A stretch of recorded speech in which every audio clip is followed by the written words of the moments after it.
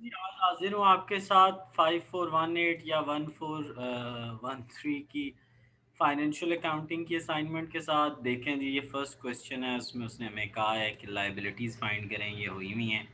अगर आपको ये असाइनमेंट चाहिए तो आप जानते हैं कि मैंने ऑलरेडी आपको बताया हुआ है कि मेरा नंबर है 033519001119। इस पर आप व्हाट्सएप करें और इसके चार्जेस हैं जी 250 रुपीज़। तो वो आप पे कर दें, वो आपके उसका नंबर ले लीजिएगा, अकाउंट नंबर। अच्छा, दूसरा सवाल इसी तरह है कि जी क्या उसे कहते हैं यार, ये इधर लगा दो ताकि नज़र आता रहे।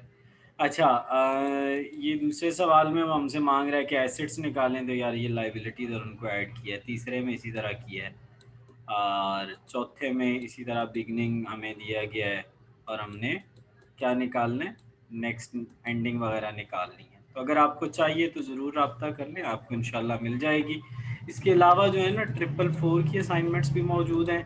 444 की भी है, 462 की भी है, 1429 की भी है, 438 की भी पड़ी है और फिलहाल मेरे ख्याल में अब बाकी भी जो जितनी भी है ना AIOU की असाइनमेंट्स वो अवेलेबल है, तो आप मुझे रब्ता कर सकते हैं। Thanks for watching, thanks for connecting.